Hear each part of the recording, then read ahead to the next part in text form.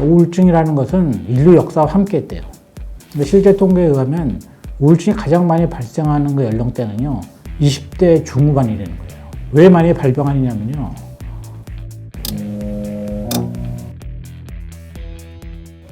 올해 제 주변에도 여러 가지 일이 일어났는데, 친한 친구 2명이, 한 명은 이제 스스로 목숨을 끊었고, 또 한 명은 자리에서 못 일어나는 거죠. 기운이 없어서. 근데 둘 다 우울증인 것 같더라고요. 아, 우울증에 대해서는 잘 모르고 있구나, 이런 걸 알았어요. 그래서 혹시 나도 우울증이 아닐까, 이런 생각도 했었죠. 주변에서 일어나니까, 심각하게. 그래서 책을 보게 된 거죠, 책을. 제가 말씀드리는 거는, 제가 물론 전문가도 아니고 의사도 아니잖아요. 그런 내용이 아니고, 제가 읽은 책에서 보니까 이러이러한 내용이 적혀 있더라. 근데 제가 좀 놀랐다. 이런 거를 이제 몇 가지 말씀드리고자 하는 거죠. 근데 믿을 만한 책이에요. 그럼 뭐 이제 옥스퍼드 대학 출판부에서 나왔고, 믿을 만한 책이라고 할 수 있죠. 전문가들이 썼으니까요. 제가 이제 놀란 게 몇 가지인데, 통계 중에 하나가 전 세계적으로 봤을 때 모든 암에 들어가는 그 치료비보다 우울증에 들어가는 치료비가 더 많다는 거예요. 아니, 암이 종류가 엄청나게 많잖아요. 그리고 엄청나게 많은 사람들이 치료를 받고 있고, 비용도 엄청나잖아요. 그런데 그거보다 우울증에 들어가는 그 약값, 치료가 돈이 더 많이 들어간다는 거예요. 아주 의외였죠. 그렇다면 우울증을 감기라고 얘기하면 안 될 것 같더라고요. 우리가 뭐 우울증이라는 게 마음의 감기 이렇게 얘기하는데, 그거는 제가 책을 읽어보니까 아닌 것 같아요. 그런 얘기는 전혀 아닌 것 같아요. 감기는 뭐 보통 앓고 지나가는 것인데, 우울증은 앓고 지나가는 게 아니에요. 치명적인 병이죠. 그러니까 죽음에 이르는. 그래서 우울증의 증상을 보니까요, 저도 이제 봤어요. 저도 해당되는가 봤더니 뭐 여러 가지가 있지만 이제 3가지로 요약을 하더라고요. 첫 번째가 재밌는 게 없다는 거예요. 그러니까 내가 이런 것을 하면 재미있다, 쾌락을 얻을 수 있다는 걸 알고 있는데, 그거의 흥미를 잃게 된다는 거죠. 쾌락, 결여 이렇게 얘기하더라고요.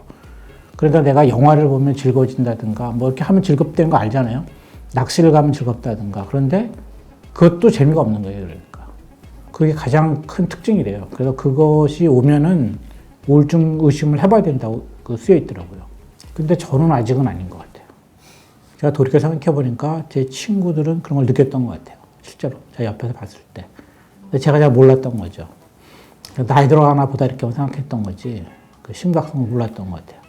두 번째는 실제로 몸이 기운이 없다는 거예요. 그러니까. 제 친구 중에 한 명이 그 증상이거든요. 몸이 기운이 없어서 못 일어나요. 그래서 병원 가서 링거 맞고 이러거든요. 못 일어나요. 실제로 몸이 아프다는 거예요. 실제로. 그래서 뭐 거의 지탱하기 어려울 정도로 기운이 없다, 이런 것이죠. 그리고 또 3번째는 기운이 없으니까 기분이 몹시 저하된다는 거예요. 우울한 거죠. 이것을 사람들이 이제 그냥 우울하다고 표현하는 것 같은데, 그것이 3가지 증상이 이제 제일 크다는 거예요. 제가 또 하나 놀랐던 것은, 저는 우울증이 근대의 병인 줄 알았어요. 산업화가 되고 도시화가 되고 뭔가 복잡해지니까 도시에 사는 사람들이 많이 걸릴 것이다, 이렇게 생각을 했었는데요. 이 책에 의하면 전혀 그렇지 않다는 거예요. 우울증이라는 것은 인류 역사와 함께 했대요. 그러니까 고대 그리스에도 있었고, 고대 이집트에도 있었고, 인도에도 있었대요. 그래서 모든 문헌에 다 나온대요, 이 우울증이. 그래서 그 그리스에서는 멜랑콜리라는 명칭이 지금도 쓰여지는 명칭이 있었다는 거예요. 근데 원인을 이제 지금과 다르게 진단했을 뿐이지, 우울증 계속 있었다는 거죠, 계속해서. 그래서 이게 근대의 병이다? 그 오해라는 거죠. 요즘 생긴 병이 아니라 인류의 역사와 함께 했던 병이다. 굉장히 깊은 병이고 잘 고쳐지지 않는다는 뜻이죠, 한편으로는.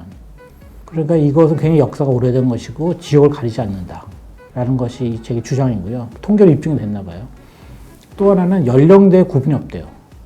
저는 어떻게 생각했냐면, 이게 중장년 이후에 생기는 건가 보다, 우울해지니까 인생이. 전혀 그렇지 않다는 거예요. 근데 실제 통계에 의하면 우울증이 가장 많이 발생하는 그 연령대는요, 20대 중후반이라는 거예요. 왜 많이 발병하느냐면요, 20대 중반서부터 30대까지가요, 가장 인생에서 중요한 일이 많이 일어나는 시기래요. 그러니까 뭐 졸업도 하고, 사회 진출도 하고, 연애도 하고, 결혼도 하고, 자식도 낳고, 그런 인생에서 가장 중요한 일들이 그때 몰려서 일어난다는 것이죠. 그런데 문제는 뭐냐면요. 사람들이 이걸 지나친다는 거죠. 원래 인생이 이래. 너무 바쁘니까. 그리고 할 일이 많아. 이렇게 서로 얘기를 하면서 지나가는데 절대 그런 일이 아니라는 거죠. 그때 발병을 하는데 이때 잡아야 된다는 거예요. 그걸 못 잡으면 나중에 또 발병한대요. 그리고 그때도 못 잡으면 또 발병하고 그래도 결국은 못 고친다는 거죠. 잘. 그런데 또 하나의 통계는요. 그 다음으로 많이 발생하는 연령대가 10대 후반이라는 거예요. 그리고 50대. 실제로 그 연예인들의 고백을 들어보면요. 10대 때부터 우울증을 앓았다 이런 사람 의외로 많아요. 그리고 20대 초반인데도 우울증을 앓는 연예인들 많거든요. 그 약을 먹고 있다. 근데 그게 전혀 이상한 게 아니에요. 그게 오히려 잘하고 있는 거죠. 가장 발병률이 높을 때 그걸 알아차리고 약을 먹고 있으니까 희망이 있는 것이죠. 실제로 발병을 했는데 그냥 무시하고 지나가고 원래 이런 것이다 하면은 나중에 이제 병이 더 커지는 것이죠. 10대, 20대 때 뭐 이렇게 체력이나 몸에 굉장히 신경 많이 쓰잖아요. 그때 체력을 길러야 된다. 라고 하는데 저는 동시에 정신건강을 체크해야 될 것 같아요. 우울증 진단 받아야 될 것 같아요. 그래서 내가 우울증인지 아닌지 그 진단 받고 우울증이면 그때부터 치료하면 되는 것이죠. 최근 통계를 보니까요. OECD 중에서도 우리나라가 우울증에 쓰는 그 비용이 OECD에서 가장 낮대요. 그러니까 우리나라가 가장 우울증 치료를 소홀히 하는 나라에 속한다는 거죠, 사실은. 관리를 안 하니까 우리나라가 자살률도 높아지는 것이 아닌가. 그런데 이 우울증이 이제 연령과 관계없고 사실은 지역과도 관련이 없는데 통계에 의하면은 보통은 전 인구의 15% 정도가 우울증을 앓는데요. 굉장히 높은 것이죠. 그러니까 이게 15% 정도가 우울증을 앓으니까 이게 특별한 병이라고 볼 수 없어요. 하지만 심각한 병이죠. 그런데 우울증 그러면 유전이 되는가? 거기에 관해서 이 책은 우울증의 40% 정도가 유전에 영향이 있대요. 그러니까 이제 유전이 된다는 거, 어느 정도는 된다는 거죠, 부분적으로. 근데 나머지 60%가 있다는 거예요. 이거는 이제 후천적인 것인데, 후천적인 것에 가장 크게 스트레스라고 이 책도 말하고 있어요. 그러니까 스트레스라는 게 굉장히 심해서 그걸 감당하기 어렵다. 그러면 이게 영향을 끼친다는 거예요, 몸에. 제가 자세하게 그걸 설명해요. 스트레스가 어떻게 몸에 영향을 끼치는가, 이성과 감정에. 자세하게 나오는데요. 너무 복잡해서 저는 잘 모르겠더라고요.